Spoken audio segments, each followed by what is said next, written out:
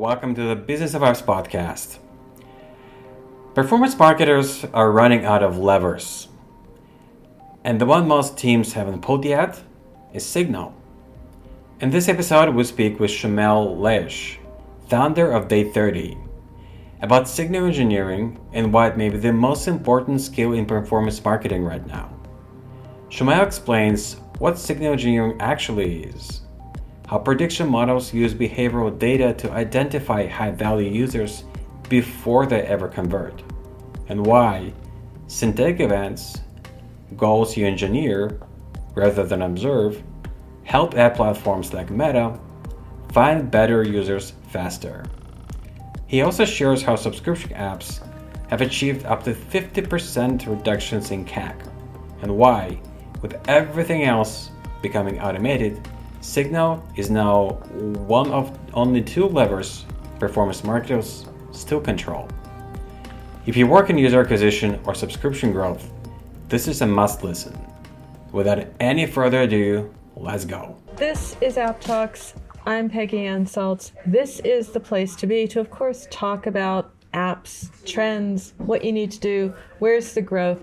But this is also an opportunity to bring it all together because we have Shumel at Day30. And Shumel, you've been talking about growth and apps for as long as I've known you, and you've been doing this for quite a while. For people who don't know you as well as I do, give me an idea of Day30 and where that fits in the app growth cycle, because I think you're creating your own category, if I'm correct. Feels like it to me. Yeah, so we're in a category called signal engineering, which is a fairly new category. I was going to say, it's very new. That's why you're nearly a category creator. You're the only company identified with it. Yes, I wouldn't take credit for coming up with the term. I think we've got people like Thomas Petit to thank for coming up with those terms. But originally it started off with this idea of coming up with predictive synthetic events to send to platforms like Meta.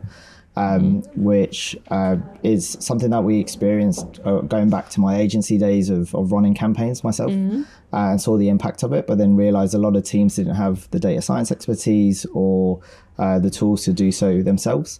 So Day30 is really a tech company to enable more marketing teams to experience signal engineering and make it easy for them to access. Well, I need to unpack that and go back just a little bit, particularly here in our audience. It's a little bit like a masterclass in this because signal engineering, now we understand what signals are. They're what we watch and they're what we need desperately because the data we wanted before, that's gone. So we're looking at signals, we're looking at predictive signals, signals of intent, pre-intent, pre-event, and engineering that. What does that mean now? I understand the why we listen to signals. How do we engineer them? Yeah, so when I think of signals in this context, we think of these as a conversion events that we're sending to Meta, Google, these ad platforms, which is ultimately the goal that they're going after. So an example might be a subscription app with an event such as a trial start. That's a goal you give to a platform like Meta, and it will try and find more users that look like those that are doing that event.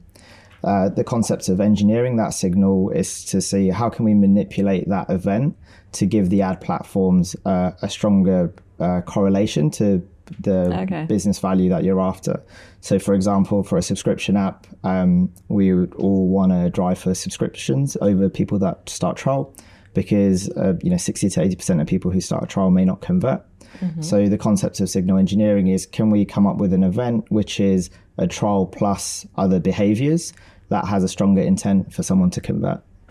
But you're also backwards engineering it to some extent as well, because you could come up with all sorts of things that could be connected to the trial, but you want to be looking for the pre-event indicators or signals that make the most sense. And does that come into what you do then? Yeah, so that's where we would, to come up with any prediction model, you typically look at past behavior as a good indicator of how users behave.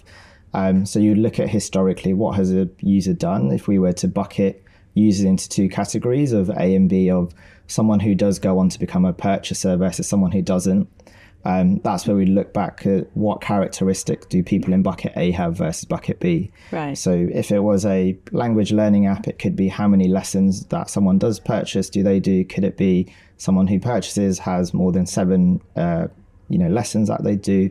Could it be the time that they take to start the trial? Someone who has high intent may want to start a trial immediately. Someone who doesn't may take longer.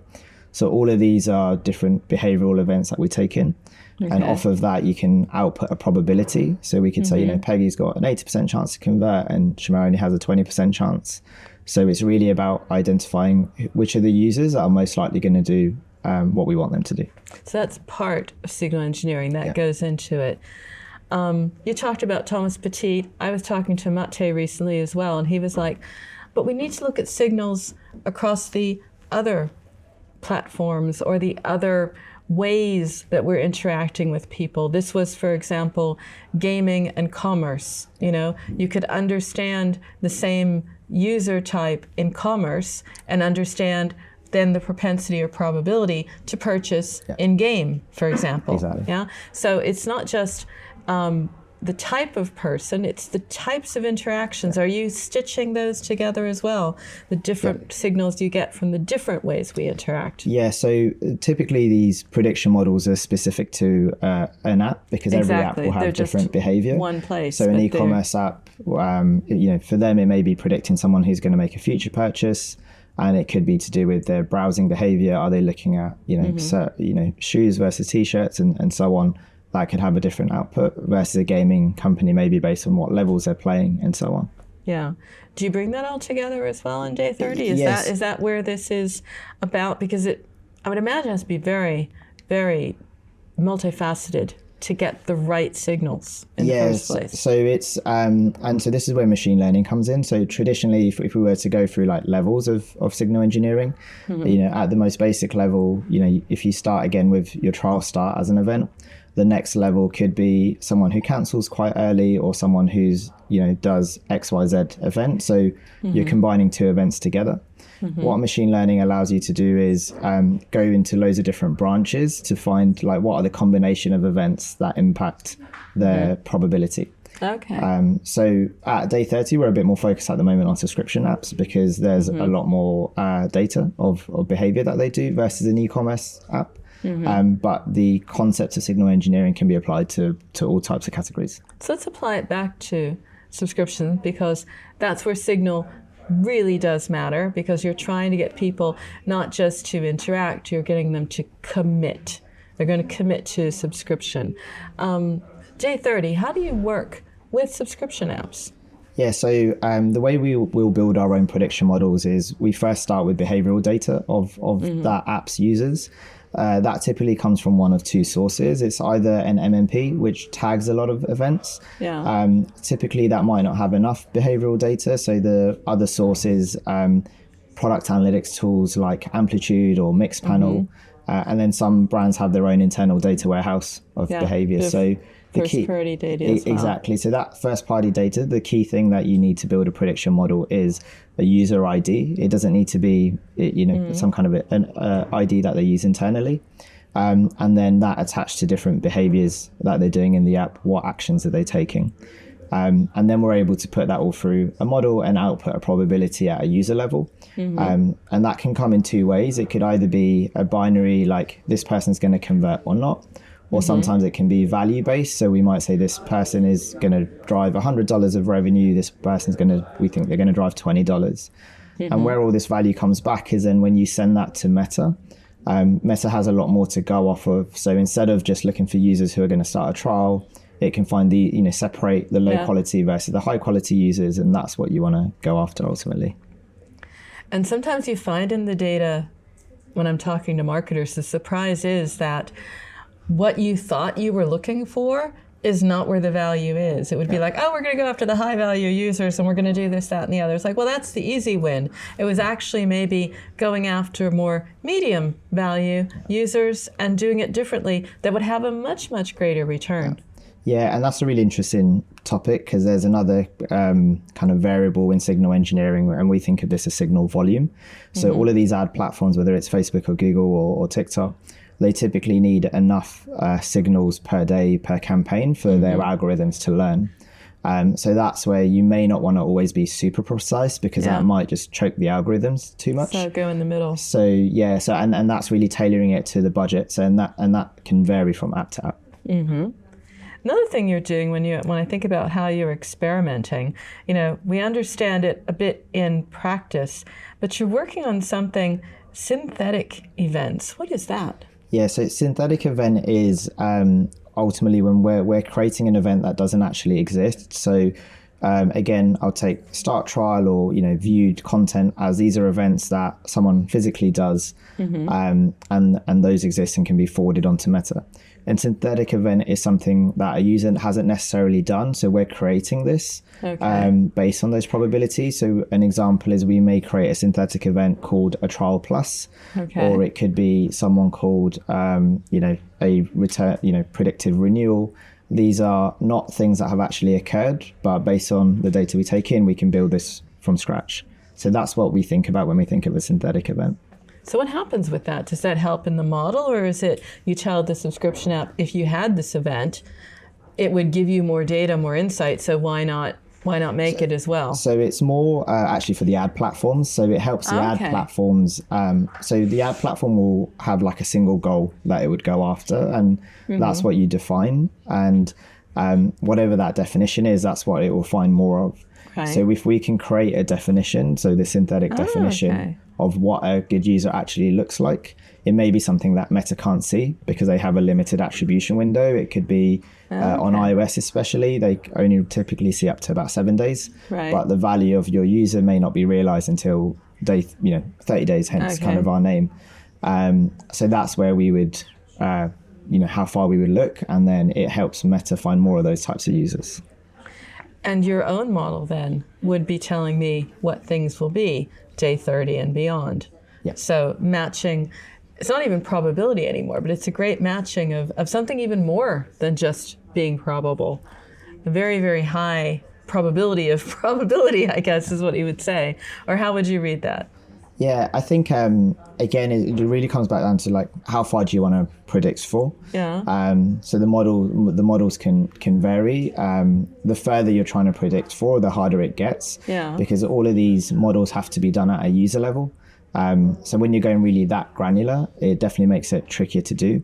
And we're trying to do all of this within a short window. So we try and predict what a user is going to do in 30 days within, let's say, only 6 hours of behavioural data. So it's a pretty hard task, but I think there's a lot of tools and frameworks available now when it comes to machine learning to make that possible. What's your own IP on top of that? You're using these tools, but I think it's the framework and understanding, 6 hours to 30 days. Yeah. That's a leap. So you got to be confident. How are you so confident? Yeah, so I think with signal engineering, it's quite straightforward in the sense of, it's easy to A/B test this. You can look at what the ROI uplift is. So for us, it's somewhat anecdotal. The more tests that we do, we can clearly see that, using these higher value signals is going to get you a higher quality user more efficiently. So then we also, before we ever go live with a campaign, we'd always do a back test. So that allows us to see, actually, is our model actually good? Is it actually worth running? And 9 out of 10 times it would be. And if it's not, it's usually the quality of the data may not be strong enough to do that, or we may need more data. So give me an example. I mean, you've been at Day30. How long is it now, Shumel? So we're a fairly new outfit. It's just coming up to a year. So we're pretty new business. So, every time you're doing something, you're looking at it, you're looking at your own learnings, and you're building your model, you're getting smarter. Maybe some examples of, if you don't have to name the name if you don't want to, but what you're able to achieve with the subscription apps. They understand the value of working with Day30. Yeah, so again, we would look at 2 North Star metrics. It's either CAC or ROAS. And the uplift you can expect depends on like how far you're predicting out. So we've had examples where we've done A/B tests of social subscription apps where we've seen uplifts of 50% reduction in CAC in some examples. In others, we've seen like just over a 20% uplift in ROAS when we're comparing these traditional events of doing a start trial versus something like a predicted subscriber event. That's significant. And you're so modest. Oh, by the way, we've done a couple trials. And I mean, these are numbers that are eye-watering. Can you share a bit about how a company needs to work with you? You said, okay, you've got to have your product analytics data, you've got to have your attribution data. Just trying to understand, because I'm not certain if there isn't a bit more homework in prep for Day30. Before I come to you, what do I need to have done? Yeah, so I think the main thing is having your event tracking in place. Okay. That would be number one. And that could be in like a mixed panel or an amplitude.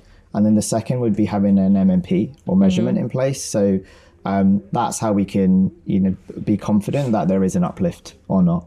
Okay. So I think it's really having those two things in place. And then that's fairly simple. Everyone has that pretty much. Yeah, and then and again, you'll still be surprised. Like measurement can still be tricky. There's still companies that have an MMP, but maybe it's not configured in the right way.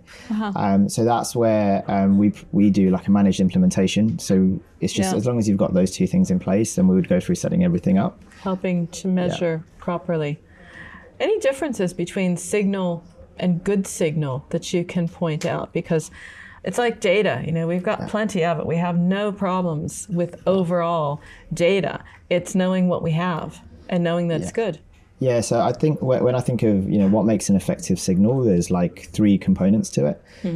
So one is volume. You need enough volume, and that's dependent on your budget and the ad platform. The second is velocity, like the time you can fire the signal. So can you do it within a few hours? Because that's really the benefit of instead of waiting like 30 days or so on. Yeah. And the third and most important one is what we call precision. So like how accurate is this signal at differentiating between high quality and low quality users? And all three of those variables are all like numeric things that we can actually score. So again, it's very easy to compare. And even if someone wanted to do this themselves without Day30 and they wanted to test, a few ideas of, these combination of events, how good are they as a signal? They could still look at those three factors and score them and rank them to say, actually, we think this one is better than that one, and we can test there. So you're speaking today as well at Day30, is that correct? Giving a workshop or a... No, not this time. No. I mean... Yeah. At Business of Apps. Well, I heard your last, I was going to say, I heard your last presentation. That's why I was so happy that you came for a podcast, because that was just mind-blowing. You did a workshop or a bit of a stand-up at the last event. I mean, what has the response been since then? Because I had a feeling that a lot of people were very interested. I think you opened up a lot of eyes, a lot of minds as well, to how to see this differently. Yeah, I mean, it's been a really good start to the year. We've been really busy. Like our challenge as a new startup is just trying to keep up with delivery. And so I think those are like typical teething pains of any new business. So there's definitely a lot of demand for signal engineering, I think, just where it's a new topic. And for us, it's just about making it as accessible as possible. For everyone that comes on board, we always do like a free audit. So that's always like a starting point. So I think a lot of apps want to take us up on that. And then in that process, it could identify maybe some gaps, things that they can take away and work on themselves as well. So it's been really, really good response from that and good start to the year. Well, you're used to this, Shumel. I mean, what is it? I read you started your first company. You were 15, is that correct? Yeah, I've always kind of dabbled in this space. Started in web development before I got into then performance marketing. And then, and we've worked together. I mean, I know that you're seeing ahead of the curve. So I have to ask you, signal engineering, for me, that was so exciting that, you put your stake in the ground and say, this is what we do, because everyone's talking about it a bit on the side because it's cool. But no, this is what we focus on. This is what we do. So what does that tell me about where you see the market going? Yeah, I mean, for me, I think when I think of performance marketing now, everything's become very algorithmic and very black box. So for marketers, there's less and less levers available for them to pull. True. So I think there's only really two levers left for marketers, and one is creative. That's something they still control. And even that is slowly becoming more automated. AI, And then I think the second lever is signal. So I feel this is, again, maybe a new practice, but it's going to be a lever that almost every performance marketer is going to need to start looking at. How are they going to prepare for that? I'm just curious, because it's a different skill set now. AI, I got that. Many people went they became creative directors as a result. A lot of UA people were like, hey, now I've got a different type of job. This is really exciting, really great. I'm prompting for my dream job in a way, So they had to do something quite differently. What's it going to take to engineer signals and get real results? It's going to have to be what? You're going to have to be like a life cycle marketer slash... So it's a little bit more in the data science side. So I would say even in this journey, it's my co-founder's the data scientist. I'm more on the performance marketing side, and we've kind of been learning off each other. So I think the skill set is data science. Again, I think AI can make certain aspects of data science a little bit easier. So I would say, if teams have an in-house data science team, that's usually a good place to start. They can start evaluating some of their own signals. And as a marketeer, it's really just being in a position where you're able to test and do these experiments. So I'd always say start with your hunch. If your hunch is, I think a user's starting a trial and doing XYZ event, they could always back test it themselves on their own data, and that's not too complicated. We share frameworks on how to do it in some of our other talks. And then just the willingness to actually test it against some live spend. And that can be a bit daunting because any test always has a risk of spending money and not getting the results you want. If you back test it, you can kind of reduce that risk, but you've got to be willing to spend on live campaigns. Willing to experiment. And that's what you are, very willing to sort of push some boundaries. What's going to be next for Day30? You're coming up on first year, so that means a party at some point. But beyond the party, beyond the celebration, what's next for you? Yeah, I think for us, right now we take quite a managed service approach of onboarding everyone and hand-holding everyone through it. I think our vision is really to make it a little bit more self-service as we grow. So again, it just allows it to become more and more accessible to more brands. And part of that is just as we work with more folks, we're learning more. And it's how do we take those learnings and make it as self-service. So marketers who aren't necessarily proficient in data science, like I wouldn't say I am, how do we make it easy for them to be able to implement this? Yeah. Well, you have the tools and a little bit of AI and a lot of thought and the original thinking and framework you bring to it. I'm sure you're going to nail it. If anyone can, Shumel, it's you. So I'm very excited to see what happens next. And thanks for coming. Brilliant. Thank you. Thank you.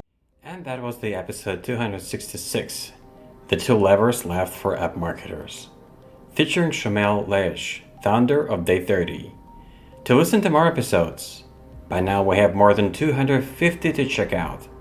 Subscribe to our podcast on iTunes, Spotify, Stitcher, YouTube podcasts. Just search for Business of Apps so you will find us easily. Remember, we release episodes on Mondays, so subscribe, and you will be able to get new episodes on your smartphone, tablet, or computer as soon as we release them. And please don't forget to leave us a review or comment on iTunes. It is highly appreciated. And all episodes will also be available on businessofapps.com. Thank you for listening. See you next week.